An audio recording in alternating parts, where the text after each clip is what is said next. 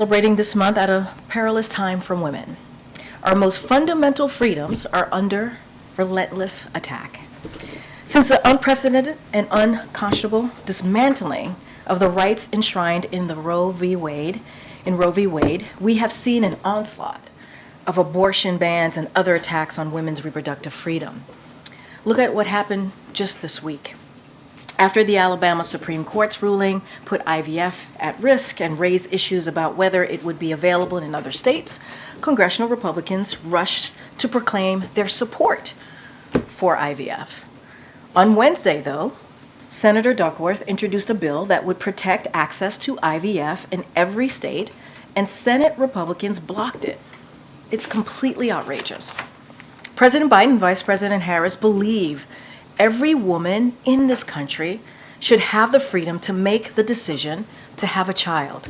That includes the 1 in 5 women struggling with infertility and who may need to rely on IVF. This is just another basic issue of reproductive freedom, now under attack. When the Supreme Court overturned Roe v. Wade, it paved the road for Republican elected officials to pursue their extreme agenda for families in Alabama and across the country. And no attempts to publicly rebrand can change the fact that Republican elected officials have spent decades trying to eliminate the constitutional right to choose and undermine reproductive freedom. President Biden and Vice President Harris will continue to fight to protect access to reproductive health care and call on Congress to restore the protections of Roe v. Wade in federal law for all women in every state. And more broadly, not just during this Women's Month history, but every day.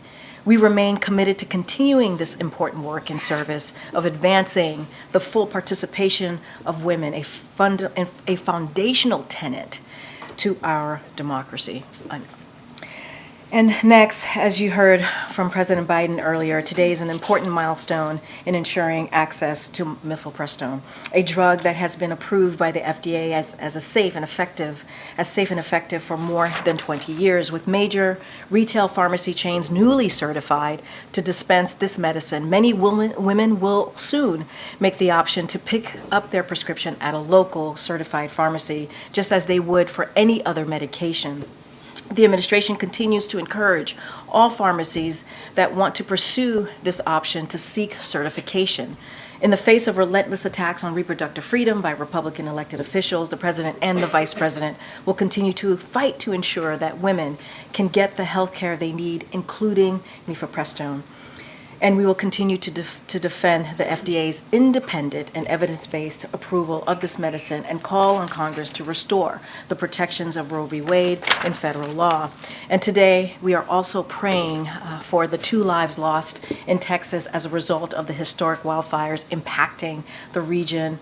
We are also thinking of the thousands of residents who have had to evacuate, many losing everything they own as a result of these ongoing fires. We remain grateful to the first responders on the ground who continue to put themselves into harm's way to protect people and save lives.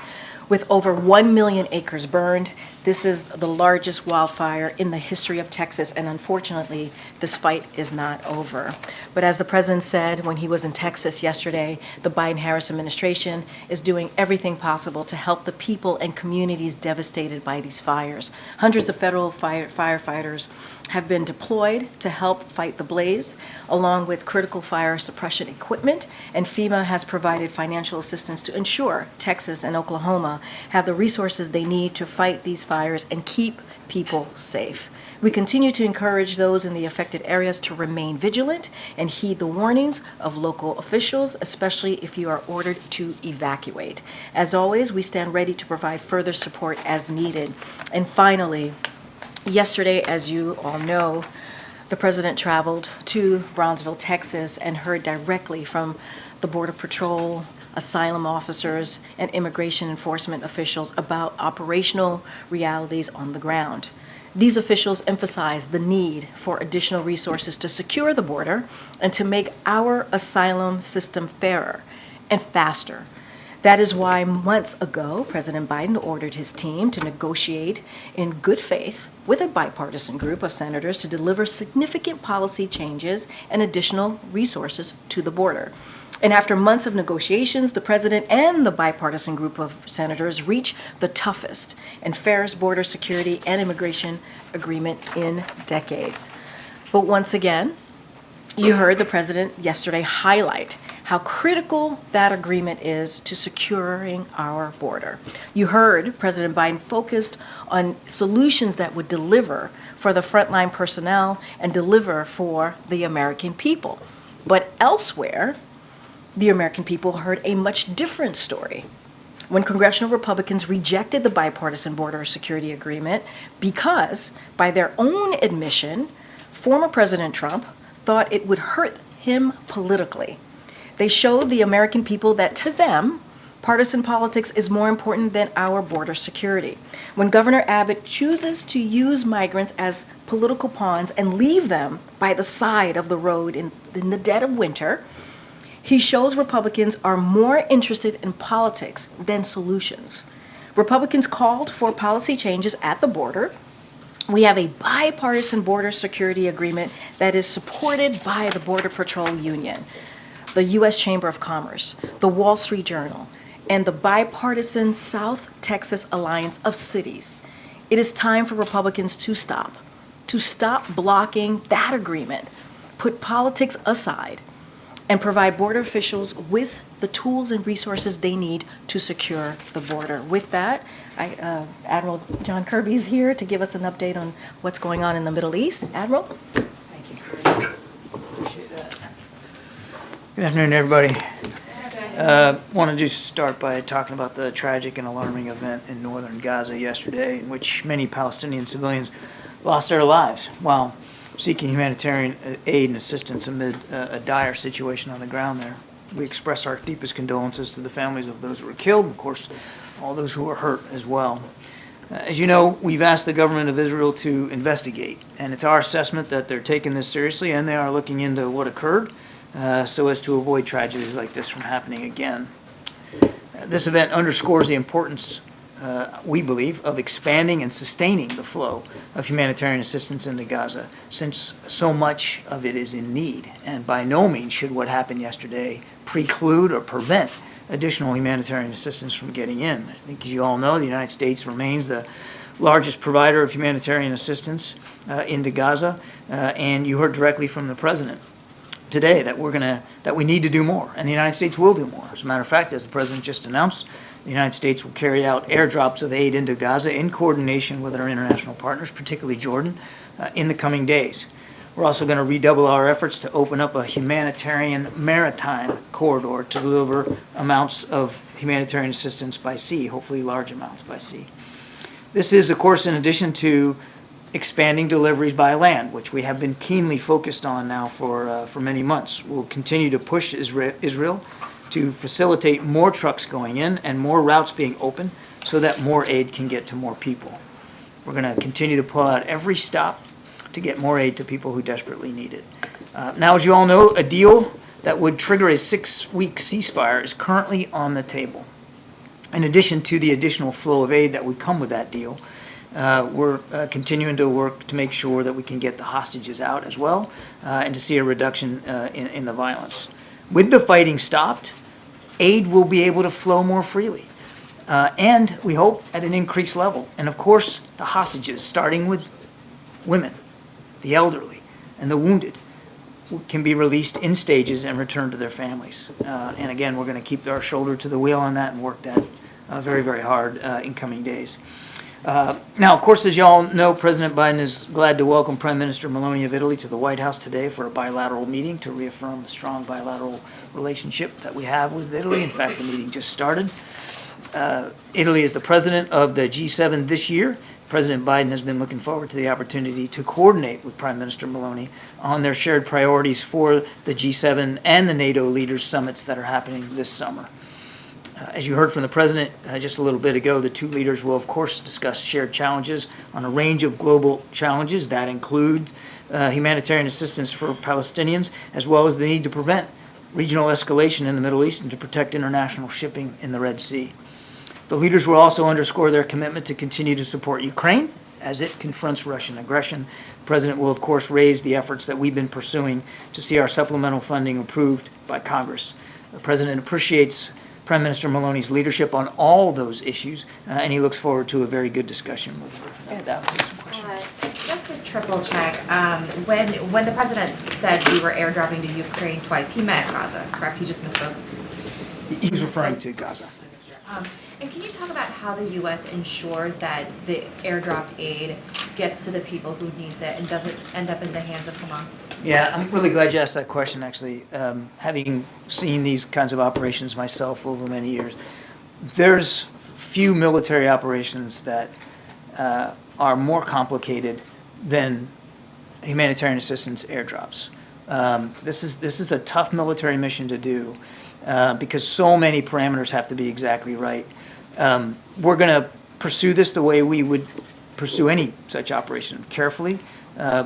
We know we have to move with a sense of alacrity. We're alive to the need, but we're going to do this in concert with our Jordanian partners. And again, the planning will be robust on this. That said, I think, I know that we will learn from the first airdrops. And this will be a part of a sustained effort. This isn't going to be one and done. There will be additional airdrops planned and executed. And with each one, I think we'll learn more and we'll get better at them. It's very difficult. It is extremely difficult to do an airdrop in such a crowded environment as is Gaza.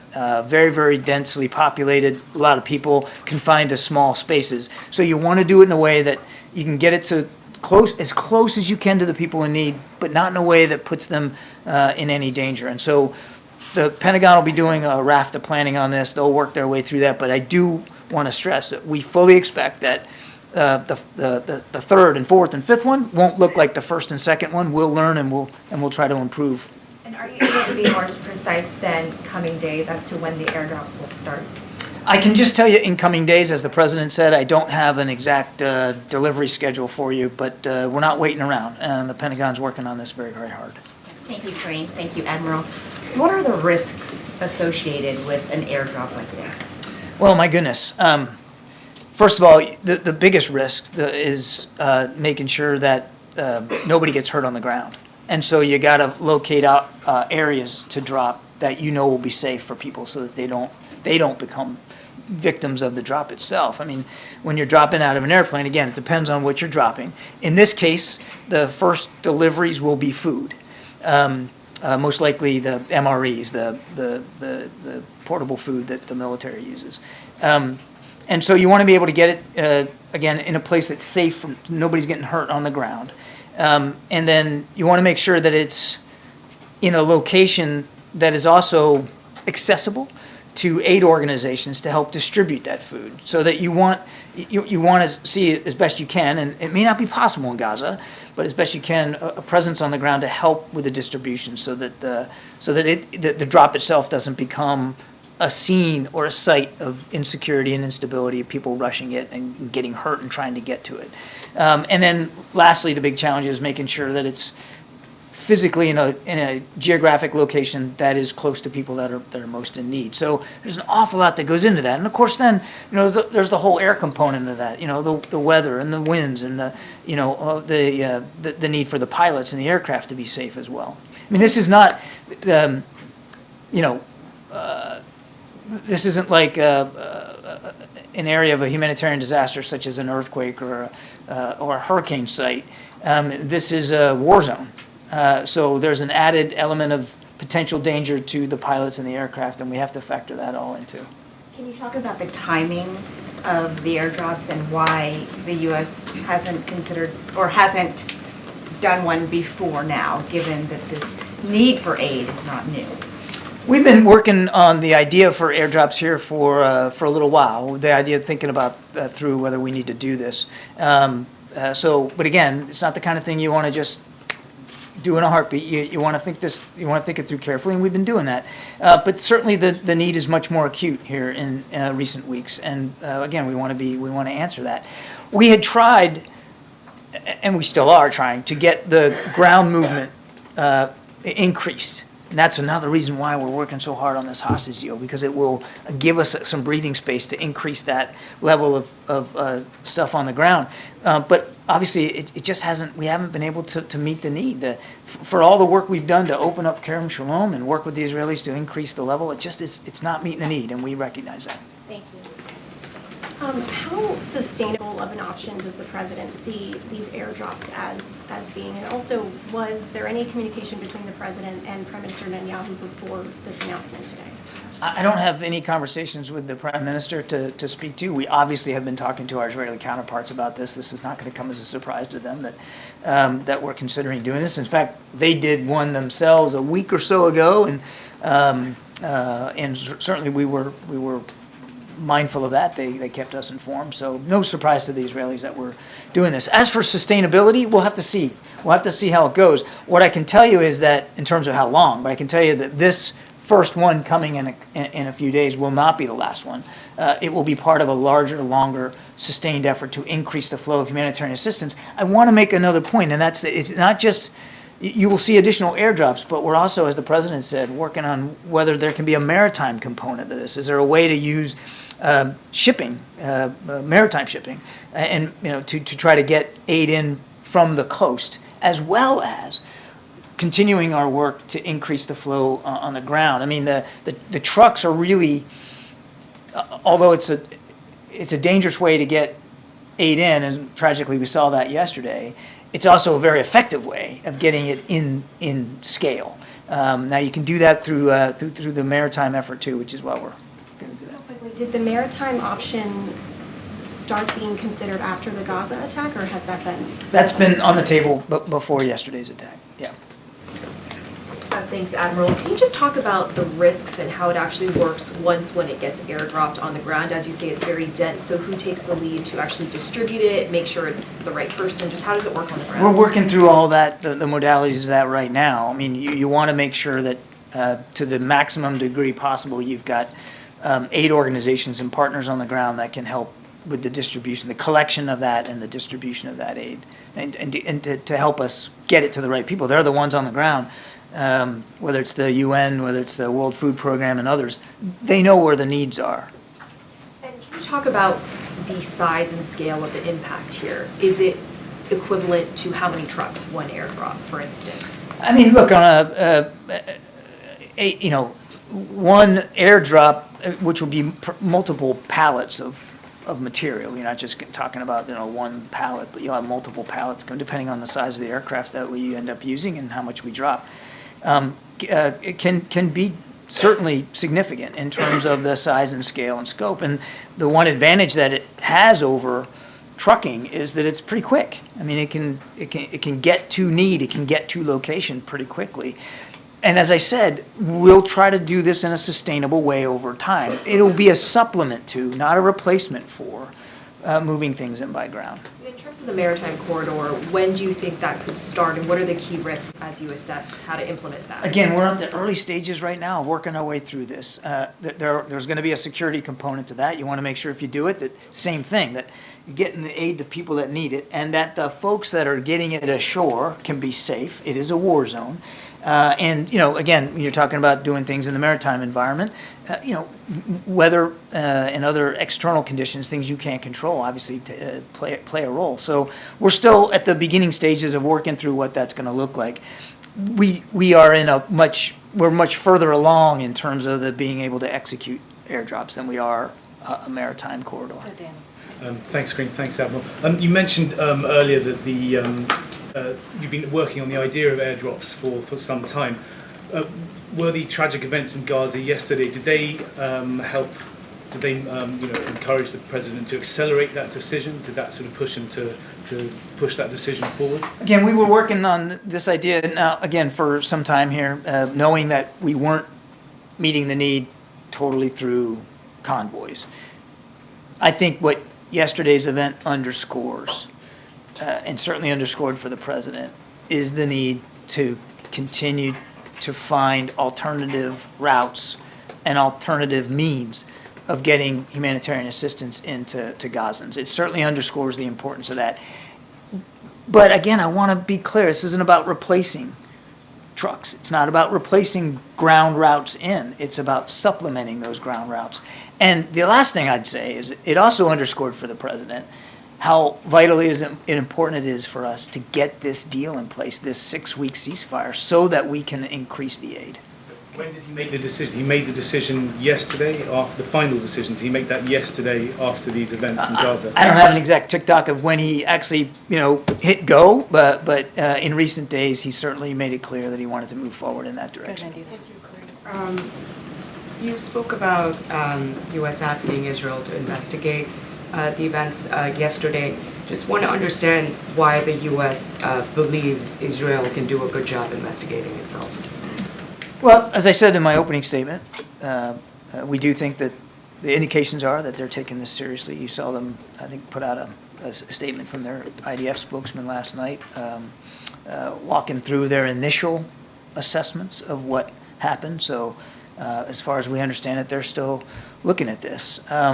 And there have been examples in the past where they have investigated incidents and have been very honest and upfront about mistakes they've made at the IDF level in the past, and not distant past either. So let's see what they come up with. Let's see what they learn, and then we'll go from there. Is there a separate investigation that you have commissioned, or are you waiting for Israel to come up with their? We've asked Israel to investigate. And is there a time frame that you're hoping they will finish this We're investigation by? not giving them a deadline. I mean, obviously, we want to see as many answers as soon as possible because of the situation on the ground, because it's so dire, because people are so desperate. We obviously want to make sure that appropriate steps are taken as soon as possible so that something like yesterday can't happen again. And the president said yesterday that he expects the events to disrupt the talks in Qatar. Do you have any updates on how this could potentially impact those talks? Are there any updates? I think it's too soon to know right now that the talks are ongoing, negotiations are ongoing. We still believe that they're moving in the right direction, but I think it's too soon to know whether what happened yesterday is going to have a practical effect on it. I can tell you that we're working very, very hard on this, as evidenced by the president's phone call yesterday with the Emir of Qatar and the president of Egypt. I mean, that should indicate to you just how hard we're working on this, and we're still hopeful that we'll be able to get there hopefully soon. I think you've gotten at this a little bit. Can you just articulate why the U.S. cannot simply just send this aid in overground into Gaza? What are the holdups on the Israeli side by sending the trucks in? Why does it have to be by air? Well, Kevin, it doesn't have to just be by air. In fact, as I said earlier, the idea of airdrops is to supplement the delivery on the ground. And even though you can pack an awful lot into a military aircraft, you can't replicate the size and scale and scope of a convoy of 20 or 30 trucks. I mean, it's still the best way to get the maximum amount of assistance in over the shortest period of time. So the airdrops would be a supplement to that.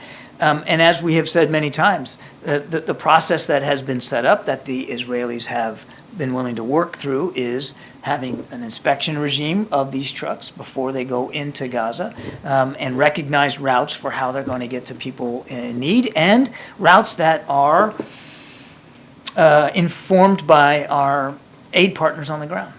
What leverage does the president have in convincing the Israelis to allow more trucks in? And what levers is he willing to pull on that front? This isn't about pulling levers and trying to hold something over Prime Minister Netanyahu or the War Cabinet. They have been willing to work with us on getting aid and assistance in to Gaza. I want to be, as I said earlier, clear that it's not been enough. Not been enough to the need, certainly not been enough for the speed that's required.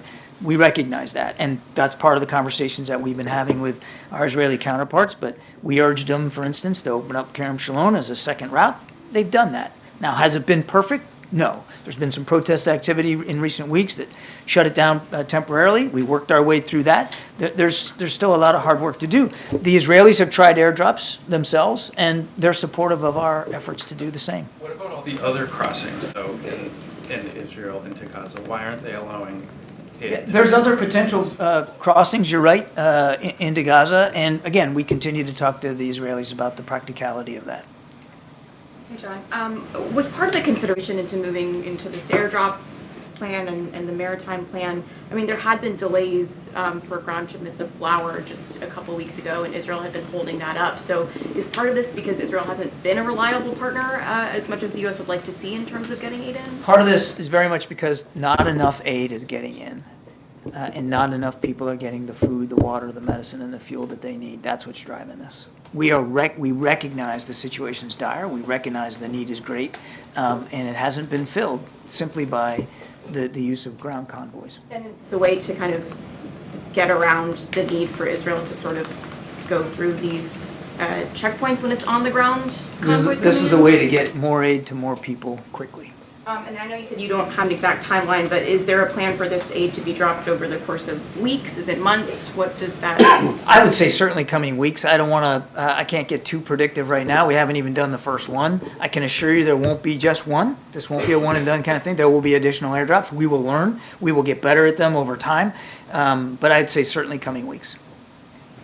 Thank you. Will the U.S. continue to supply weapons to Israel after what happened yesterday in Gaza? We are still helping Israel with their needs to defend themselves. Thank you, Karine. John, just a little bit of clarity on the maritime corridor that the president mentioned. Is this the same kind of idea that was floated in Israel in December of having it come through Cyprus? And if I may ask the same questions that my colleagues have been trying to get to, did what happened in Gaza City yesterday reaffirm the president's suspicion or frustration about the fact that Israelis cannot guarantee the delivery of aid to Palestinians and hasten his decision to airdrop?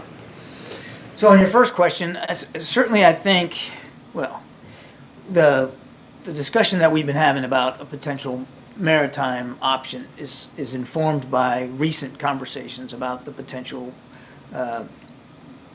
use of Cyprus, for instance, as a potential way to maybe stage some of that. Again, I don't want to get into too many specifics now. This idea is still in its infancy. I mean, there's a lot of work that has to be done, so I'm not guaranteeing you that, for instance, Cyprus would be used in any way. I'm just saying that the discussion we're at now certainly was informed by previous discussions with partners in the region about what that could look like. But again, we've got a long way to go here, a lot of work on the maritime front to get this done. And as for your second question, again, the idea of airdrops is not a new one. It's something that we have floated in the interagency before, yesterday. Yesterday's event, I think, underscores the need to find more creative ways of getting assistance in faster and at greater scale, and we're going to continue to do that. Again, I want to stress this. Are you getting tired of me saying this? But airdrops would supplement, not replace, ground movements. And can I just continue on Gaza, but on a separate note, I've been noting that administration officials have been repeating the line that Israel is a sovereign country and the U.S. does not dictate to them. Matt Miller says this, Olivia, I think, said this yesterday at the Gaggle. So help me understand here, because for the past couple of weeks, you've been telling us that you have been successful in affecting change in Israeli behavior. You just mentioned it again in terms of opening of Kerem Salam. But I'm seeing a shift, and I don't know if this is correct or not, and if you can explain what's behind the shift. Is the administration trying to distance itself from what Israel is doing in terms of its conduct, or is it reflective of the pessimism of your inability to close the gap between what President Biden wants Prime Minister Netanyahu to do and what's actually happening on the ground? Can you explain if there is a shift? I think maybe you're reading a little bit more into what we've been saying. Reiterating that Israel's a sovereign country is not. It's not a shift at all. It's a truth. When we don't dictate terms to other sovereign countries. Israel is also a great friend and an ally, and we can have conversations with them that in some ways you can't have with other countries because you are a friend and an ally, and you can be tough and you can be candid and you can be forthright with Israeli leaders, and we're not afraid to do that. But no, there's no shift here. I mean. Make no mistake, as I've said many times just today, not enough aid is getting into people that need it. It's not happening fast enough. It's not happening in the quantity that we need. And we're trying to act to the need. We're trying to behave and change and be more creative to meet the desperate need of the people of Gaza. Thanks, John. You've laid out now a couple of times the practical challenges that will be part of this airdrop or these airdrops. And I'm kind of curious about that because those are risks that the United States now has to take on for itself, conducting those airdrops. The reason those risks now fall to the United States is because Israel is starving those people. So why are we still so supportive of Israel when it is the one that is creating the problem that the United States now has to try to ameliorate? Israel itself has tried to help with the delivery of humanitarian assistance. As I said, they tried airdrops themselves just a week or so ago on their own accord. So why are so many people still starving? It's a war zone, and there's nowhere else for them to go. It's not like in some other conflicts where they can easily flee. And let's not forget how this started. Okay, there'd be no need for airdrops if Hamas hadn't chosen to break what was a ceasefire in place on the 6th of October. So let's not forget how this started. There is a need. Many people are in desperate need of food, water, medicine, and fuel. And the United States was and remains and will continue to be the leading provider of humanitarian assistance to them. And we take that responsibility seriously. Continue to be the main supporter of the people who are causing that assistance to be necessary. We also know and recognize that Israel has a right to defend itself against a still viable threat. Again, please, if you haven't done it, I encourage you to go online and read the 2017 manifesto of Hamas. I know you're smiling, but you should do it. Because if you don't have any... Wait, let me finish. This is an organization that has military capabilities and has every intent of wiping Israel and the Israeli people off the map. That has to be unacceptable to everybody. Mr. Sinwar chose to start this war. There was a ceasefire in place. He broke it. Do you think that the Israelis were defending themselves legitimately when they killed 100 of people yesterday? There had been too many people killed over the course of this conflict. The president has said that himself. Secretary Austin said it in testimony again yesterday. Each civilian life, Palestinians certainly included in that, each one is a tragedy and should be avoided. Sorry. Thank you. Last night the IDF said that it only fired warning shots into the crowd and the majority of deaths were caused by trampling. As of now, does the administration believe that assessment to be accurate? We don't have enough information to verify those comments. That's why I said we want to see an investigation. We want to see more work done to figure out what happened. Admiral, the U.S. was one of several countries after the October 7th attack that cut funding for the United Nations Relief and Works Agency, given reports in Israel suggesting that there were people there with ties to Hamas. That obviously is the agency really that would be in a different situation responsible for bringing a lot of the humanitarian aid. Is the administration rethinking cutting off funding for that organization at this point, given your assessment that not enough aid is getting in? No, the suspension of assistance to UNRWA, what was left unallocated is still suspended. There's been no change in our policy on that, and we're working with other aid organizations like the World Food Program who are on the ground to assist with distribution as well. Look, 13 some odd thousand UNRWA employees on the ground in Gaza. The vast majority of them do great work, do it with good intent, and as I said many times, you don't want to impugn the entire agency because of the potential actions of a few. Now, they're investigating this. We expect a full, thorough, credible, transparent investigation as to those employees that might have been involved in supporting Hamas, and that those who were need to be held properly accountable. It seems like not having them funded, though, and having to rely on other organizations, now having to resort to airdrops, that has complicated the situation. I would remind, as I said earlier, that the unallocated funds for UNRWA that we suspended were actually not intended for Gaza. They had been earmarked for work in Jordan. Just a couple more. Thank you. I've got two questions. First, the House Foreign Affairs Committee is threatening to hold Secretary Blinken in contempt if the State Department does not hand over material concerning the Afghanistan after action reports, specifically some internal notes. What is the White House's response to that contempt threat? And then did the White House ever direct the State Department to hold up on releasing those documents? I'm going to refer you to the State Department on that. So the committee says that in their interactions with the State Department the State Department referred them to a White House lawyer. So can you tell us anything? Yeah, talk to the State Department about that. Then a follow-up about Gaza. You mentioned a second ago that the ceasefire was broken when Hamas attacked Israel. Are you suggesting that Hamas bears ultimate responsibility for the current and ongoing humanitarian crisis there? The war that they're in right now was started by Mr. Sinwar. He's the one who chose to break a ceasefire that was in place on the 6th of October. Now, obviously, you gotta get that? Okay.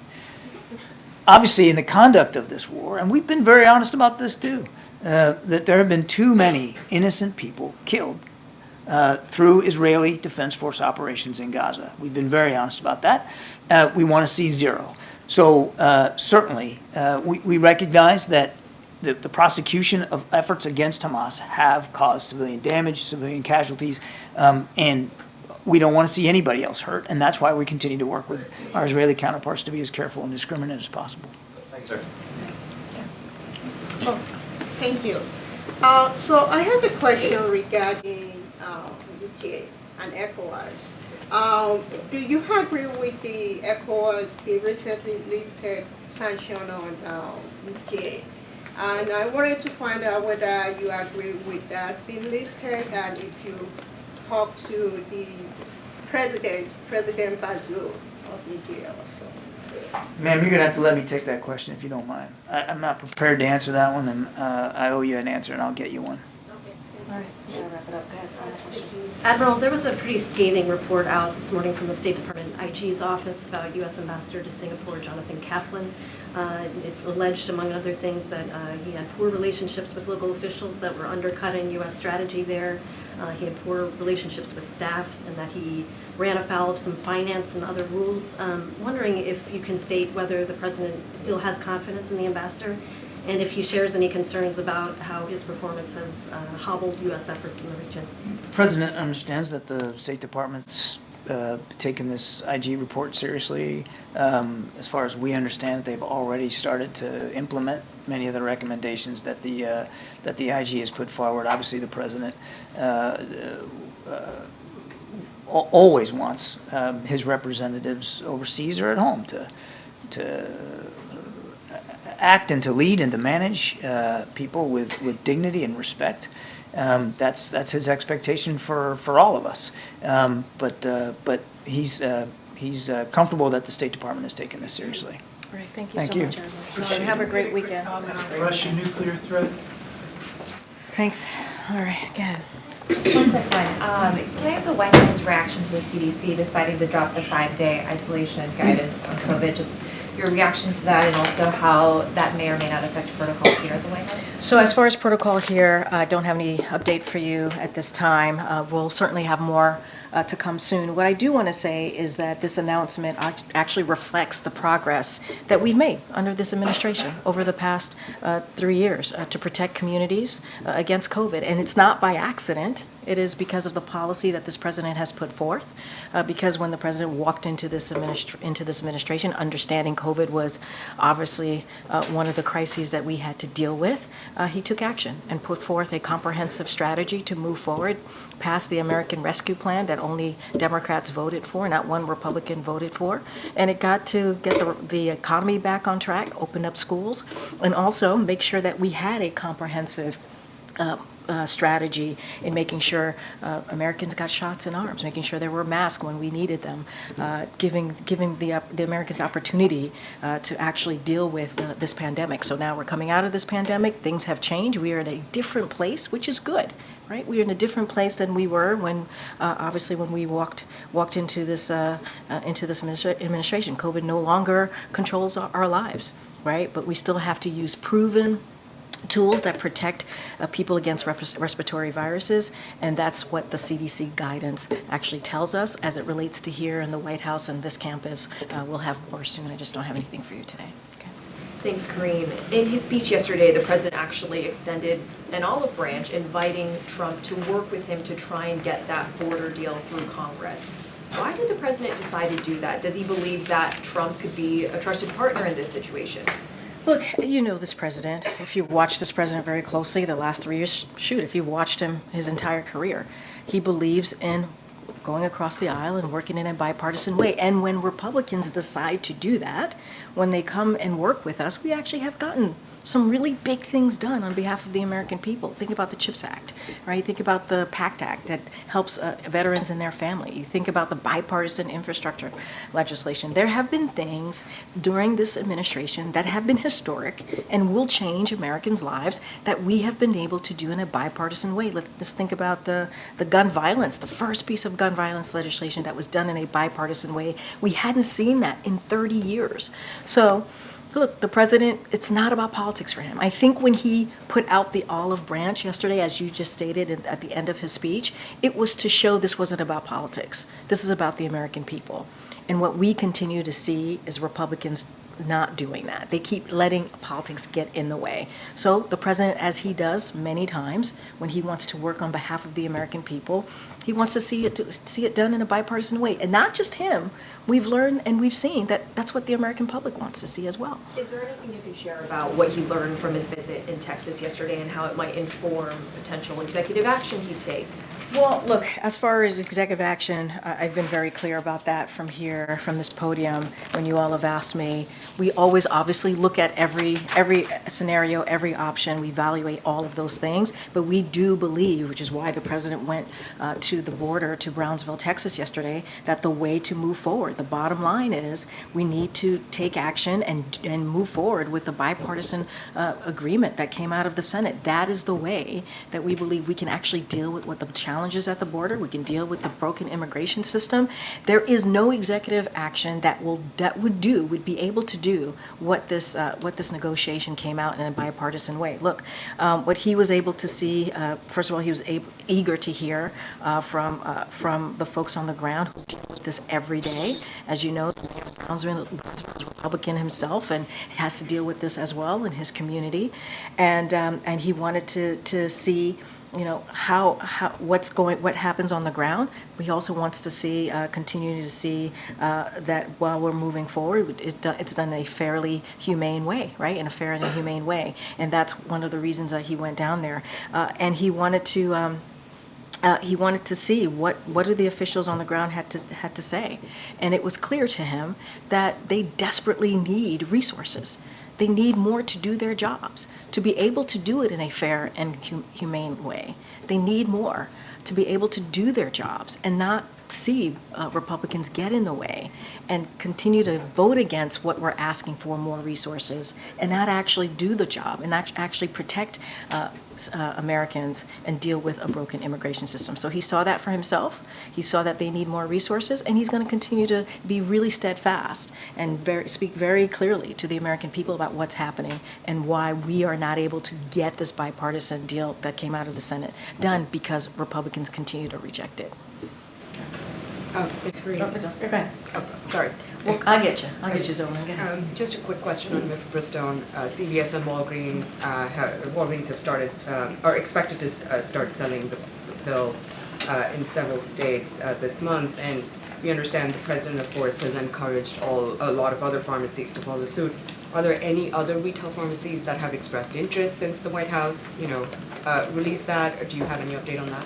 Look, I will let pharmacies decide on their own. Obviously, they can apply for certification. We encourage them to apply for certification. So I don't have any additional list to share with you, but obviously this administration has a strong record on partnering with pharmacies on a range of issues, and we're going to continue to support pharmacies, and if they are interested certainly in that certification, and that's what we want to see. We want to make sure. The reason why this happened is because this administration has been committed in making sure that women have the ability and the right to make a decision, right? The ability, the right to get what they need as they're trying to figure out what is necessary for them. I mean, it is their decision, right? These are personal decisions that women have to make, and they should be able to have access to this. And so that has been our priority since Dobbs' decision almost 2 years ago. And these pills are not available by mail yet. Is that sort of the logical next step here? Is that what the White House or the administration, try to facilitate So I don't want to get ahead of what could be potentially next. I think this is a big deal, right? This is a big deal when you have these two major pharmacies that are now able to move forward. We're going to let other pharmacies decide if they want to move forward with certification. We're going to work very closely with these pharmacies and partner with them, but I just don't have anything else as to the next steps. And I have one follow-up on the president's trip to the border yesterday. We understand that a lot of migrants fly to Mexico and then cross the border, and we don't know if that was on, discussing that particular topic was on the president's agenda. I mean, was anything discussed on whether Mexico should be vetting more of these migrants, or, any discussions yesterday on this topic during the president's visit? So look, as you know, we've had continued diplomatic conversations with Mexico and other countries in the region, right? This is not just about the United States. This is a regional situation, an issue that we have dealt with for the past 3 years, actually under this administration, trying to do it in a diplomatic way. I don't have anything else new to share. We talk to the government of Mexico pretty regularly. You've seen some of our officials here, whether from NSC or just from the White House, who have gone down to Mexico and met with the Mexican president on trying to figure out how do we deal with the migration issue. And I think the most important thing to take out from the president's trip is that he wanted to make it very clear to the American people. There is actually a piece of paper, right, negotiation, a proposal out there that was done in a bipartisan way, supported by the Border Patrol Union, supported by U.S. Chamber of Commerce and others that you don't normally see. And we have a bipartisan deal that came out of the Senate. Republicans listened to the former president, and they have rejected it. They put politics in front of actually getting a solution for the American people. That's kind of where we are. He's going to continue to make that really clear and push to make sure that the American people know this. Can you give us an update on the president's State of the Union preps? I know he's up at Camp David for a while this weekend. Is he bringing a team with him up there? Do you know if he's enlisted any outside writers to help him on it? Where does that sort of stand? So look, certainly we'll have more to share, more color to provide on the president's preparation for the State of the Union. What I can say is what the president wants to do, and what you will hear during the State of the Union, is that he'll lay out his historic achievements over the past 3 years and what he's been able to do on behalf of the American people. You'll hear him talk about how he is on the side of the American people. That's important. The president has done more in 3 years in this administration than most president has done in 2 terms. I mean, that is what we've seen. Historic legislation after historic legislation, whether it's done in a bipartisan way or whether only Democrats voted for it. That's what this president has been able to do. And now, he's going to also talk about how we want to protect and implement those pieces of legislation, whether it's the Inflation Reduction Act or the CHIPS and Science Act. We have to implement that so the American people can see the work that's been done out of Washington, D.C. Again, whether it's a bipartisan fashion or just Democrats voting for it. And so, he's going to talk about lowering costs, lowering healthcare costs in particular, making sure that we're saving our democracy, protecting women's rights, as I've been talking about, uniting the country. Those are the things that the president's going to put at the forefront, certainly of his message to the American people next week. And so I would say stay tuned for more. And last year's speech had sort of an unusual amount of audience interaction. How much of that is going into the planning this year? I mean, look, I think what you should take out of what happened last year is, we were not expecting that. The president was not expecting audience interaction, as you just stated.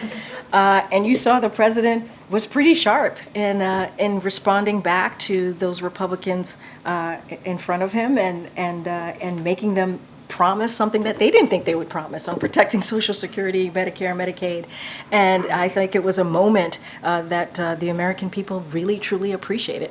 I can't speak to what Republicans are going to do this year. I can tell you that the president is ready. He's ready to take that moment to talk about the State of the Union, to lay out his future vision of how he sees this next year and beyond, and what is it that he wants to get done and continue to build on historic accomplishments. And I think that's going to be really important to see. Go ahead, Zola. Thank you. So yesterday at the border, the president once again called for legislative action at the border. a month ago, he repeated that, but he also said that he was willing to take action himself. Is the administration, could we expect to see him take action by himself, whether that be executive actions or an executive order? I mean, I kind of just answered this a moment ago. Look, we always evaluate options. We are. We're going to evaluate options. That is something that we're going to do here, as we've done with any big issue that has come in front of the president. We evaluate all options. We have not made any decisions yet. That is kind of where we are.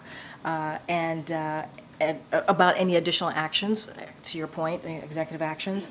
But ultimately, what we believe, the bottom line is, no executive action, no matter how aggressive it is going to do what came out of the Senate in a bipartisan way, that the president worked with those members for a couple of months. What are the factors that the White House is weighing here? Yeah. Well, I understand if there's a preference for legislative action. The Homeland Security Secretary was saying that's less likely to run into legal trouble. But I guess if it's the preference for legislative action, what tells the White House that there's any chance that this bipartisan bill actually has a chance of passing at this point? I mean, look, we've been here before, right? We've been here, and what I mean by that is there have been some bipartisan bills that have come out of this under this presidency, right, in the past 3 years, where people thought it was dead and it wasn't going anywhere, and it moved forward, right? And so the president has to be optimistic. He has to lay down what's at stake. He has to call out Republicans and say to them, hey, you want to fix this? This is a bipartisan bill that actually lays out ways to fix the challenges at the border in this immigration system.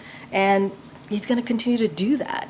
But the reality is, and you said it yourself, the secretary said that, this is the way, legislation is the best way to go so that we don't have to deal with the courts, right? Making this into law, a piece of legislation that would be tough, that would be fair, that would do this in a way that moves it forward in dealing with the challenges at the border. And so, look, we're always going to evaluate options. We are. But the reality is the way to actually deal with the challenges at the border, to actually move forward with what we're seeing with this immigration, this broken immigration system that we've been seeing for the past couple of decades, is to move forward with this bipartisan legislation. You don't think we get an announcement of anything before State of the Union? What I'm saying to you is no decision has been made. We are continuing to be very loud and clear. The president, I thought, was very clear about that, very strong about that. He went to Brownsville, not with other elected officials who were on the other side of the aisle, if you will, and he saw for himself what was going on the ground, and he saw that more resources needed to be provided, and he spoke to the American people about this. So, I think that this is something that Republicans really need to understand. There is a deal. There's a bipartisan deal. They can't listen. And they admitted this, right? They're listening to the former president. They're listening to Donald Trump, who is trying to do things for himself. It's politics for himself, not about the American people. And what you saw from this president yesterday is how he's putting the American people first. And that's what you're going to see at the State of the Union as well next Thursday. Go ahead. Thanks. You talked about IVF at the top of the briefing, but announcing the VP's trip to Selma this weekend, the White House said she would encourage Americans to continue to fight for fundamental freedoms under attack throughout the country. Will she specifically talk about the IVF ruling in Alabama and talk about reproductive rights during her remarks there? So look, I don't have anything to share at this time on what the Vice President's going to speak to, but what I can say, and you all have seen this, that she's going to continue to speak out against these continued attacks on reproductive freedom, as she has done for the past 2-3 years throughout this administration, obviously since Dobbs' decision, and she's been on tour, right? She's been on tour talking about reproductive rights and how important it is to protect that. She's been to Wisconsin, Georgia, California, Michigan, and so she's going to continue to do that. I'm not going to get ahead of what her remarks and what she's going to say in Alabama this weekend. Okay. Thank you, Karine. Given the uncertainty around when and if the House will take up the National Security Supplemental, can you talk about the President's level setting today with Prime Minister Maloney? So, look, Prime Minister Maloney has been certainly a partner in as it relates to the war in Ukraine. Obviously, that was started by Mr. Putin, and she has been a great partner. So that obviously that's part of the agenda and having that conversation. I mean, what you're asking me is a really good question, right? I think our role in this and how we move forward, everyone's watching. Everyone's watching how the U.S. is going to move forward as it relates to the National Security Supplement. Are we going to continue to provide the assistance that we have for Ukraine as they are bravely fighting for their democracy? The world is watching. And that's what House Republicans need to understand. We were able to do it 70-29, getting that National Security Supplemental out of the Senate. Now, all Speaker Johnson has to do is put it on the floor. We know that there is overwhelming bipartisan support for it. We've heard from Republicans in the House say that. And it is, I mean, it is true that the world is watching what we're doing. And we got to continue to be a leader on this. The president has been a leader as it relates to what's happening in Ukraine and making sure that they have the assistance and the security assistance to fight for their freedom. And so that is something that we do have to deal with when we meet with these leaders. Like, you know, we have to be, they're seeing what happened. And so Congress needs to take action. Lives are at stake here. I'm just asking if the president is being blunt and saying like, hey, it's not looking good. I mean, look, I'm not going to get into specifics of their private conversation, but I don't even think that the president needs to say that, right? I mean, the prime minister sees for herself, I'm sure, what is happening, and they're going to have an honest conversation.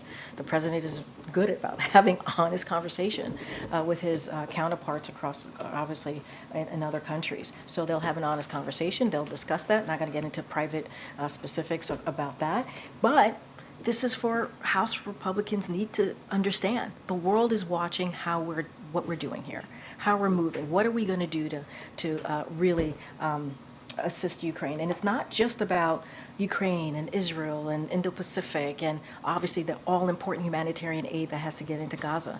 All of that is also connected to our own national security. And we have to put the Americans' national security first. And right now, they're not doing that. They're picking politics. And so that is something that they need to understand. So yesterday, the administration nominated Marty Walsh to the Board of Governors for the Postal Service. Democratic and Republican members of Congress have been complaining about issues with the Postal Service now for a couple of years. Does the White House think there needs to be a change in leadership? Are you satisfied with the job that Postmaster General DeJoy is doing? Do you think there need to be changes in how the Postal Service is operating? I mean, look, I don't have anything specific to share about that, but I can say, look, Marty Walsh is someone who served in this administration as Secretary of Labor. The president the president was proud of the work that Marty was able to get done, and he is certainly thrilled to nominate him in this new role. Look, the president always wants to make sure that every agency, every department in this administration, obviously in the federal government, operates at its best capacity, right? At its full capacity. And so that's what we want to see, and it's not about us, it's about the American people. Okay, Jackie. Hey, Karine. Is the administration coming around to the idea that physical border barriers work? Can you say more? Where's this? What do you mean? Where's this coming from? Well, it's been 6 weeks since you guys won a Supreme Court case that would have allowed you to remove razor wire at the Texas border that you guys argued was there's an emergency, immediate need to take down, but it's still up. So DHS hasn't touched it. Why is it still up? I mean, you have to speak to the Department of DHS, obviously. I just don't have anything for you on that. We were very clear about what we thought about those wires. Obviously, DOJ took action. I just don't have anything on timeline of those coming down. I'm sure they'll have more for you on that. And the president said at the border yesterday that it's long past time to act. Heard all of your previous answers on executive orders, but the president took 94 or so executive actions in his first 100 days that largely loosened immigration policy. One of those was narrowing who ICE could remove. And the administration, as of yesterday, I believe, is now calling on sanctuary cities to cooperate with ICE. So why doesn't the president act like he said it's time to do and start undoing some of those policies that he put in place right when he got into office? So I think a couple of things. Since day one, the president took action. He did. He put forth a comprehensive immigration policy, and he did that because he understood what was happening, right? He understood that the immigration system was broken. He understood that we needed to take action, and he did. 3 years. And during those 3 years, Republicans got in the way.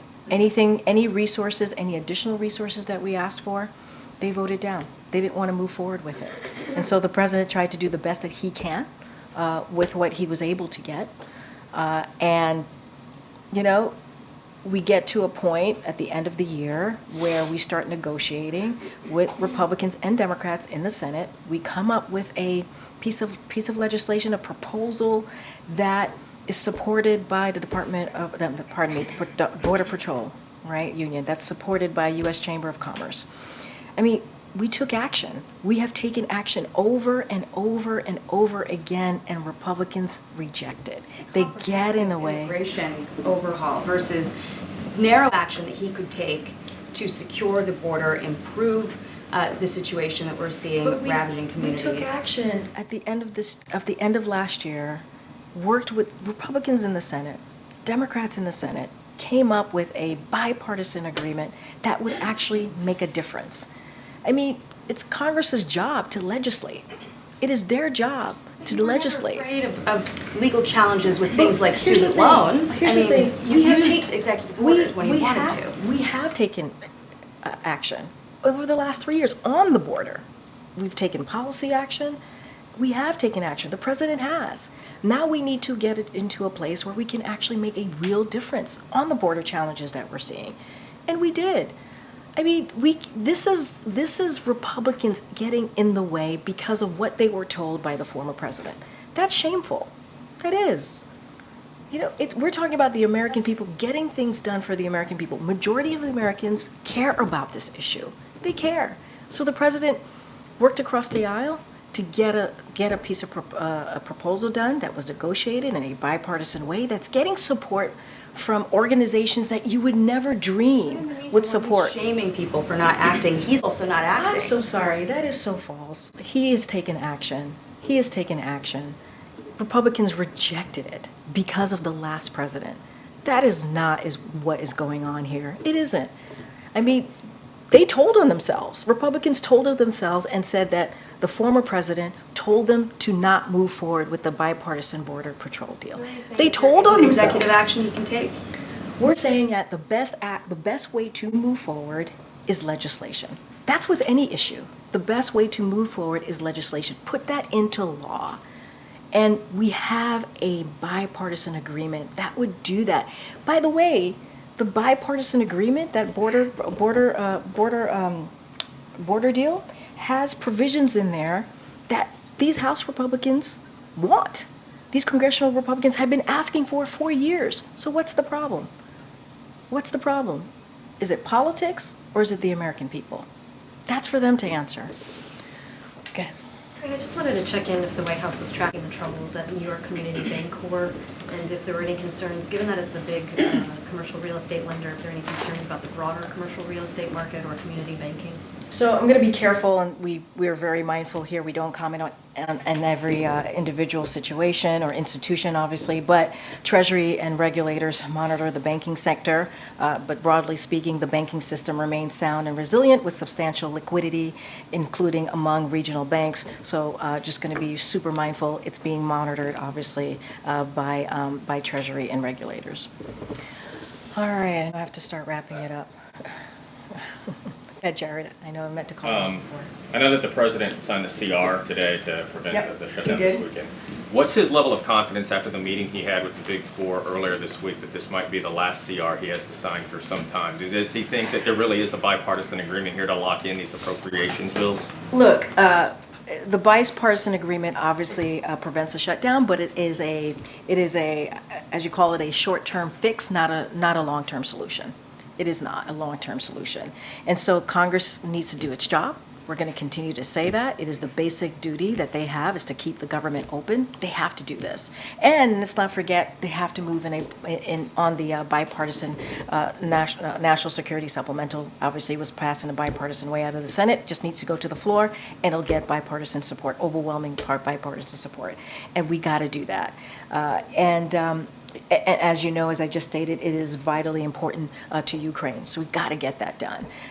And so, look, we're going to continue to say that the House has to do its job. They have to move forward in keeping the government open. It's their basic duty. It's not difficult. It is not difficult. I'm glad, obviously we're glad, you said the president signed the CR, and we're glad to see that, to prevent a shutdown, but it is a short-term fix, and we need a long-term solution.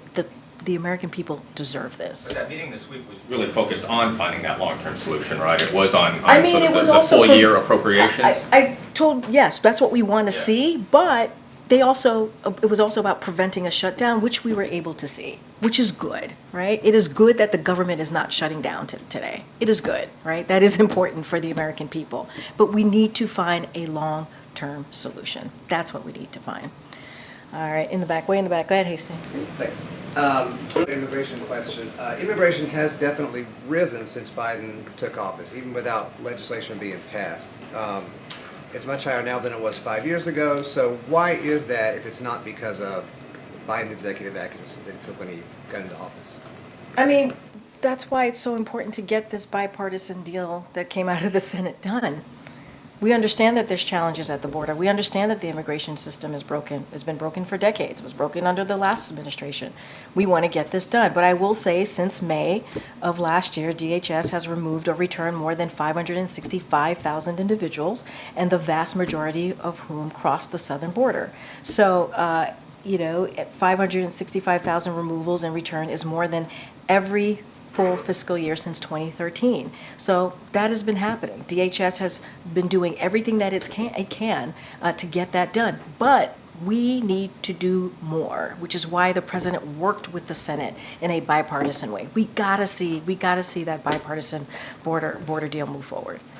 One more on a different topic. NBC is reporting that the president's aides are working to minimize disruptions from pro-Palestinian protests, making events smaller and withholding their locations until he arrives. Do you have any reaction to that report? And how do you guys vet? I've not seen that report. I would just refer you to the Secret Service on that one. Go ahead. Thank you. A federal judge ruled against AstraZeneca today in its lawsuit challenging the drug pricing program. Do you have a response? I don't have a response to that. And drug makers are expected to answer by today on if they agree or disagree with Medicare's initial offer on your drug pricing program. Have you received any responses from companies yet, or have any update on how that's going? So here's what I'll say. One of the important provisions that came out of the Inflation Reduction Act was the fact that Medicare was able to negotiate with pharmaceutical companies, getting to a place where we can actually lower costs for the American people, obviously on drugs, on pharmaceutical drugs, and that's incredibly important. And so that's what we're going to see. The president wants to continue to make sure that we lower costs on these drugs, on these important pharmaceutical drugs for the American people. That's why he moved forward to do this. Many elected officials for decades tried to do it and couldn't do it, and the president beat Big Pharma.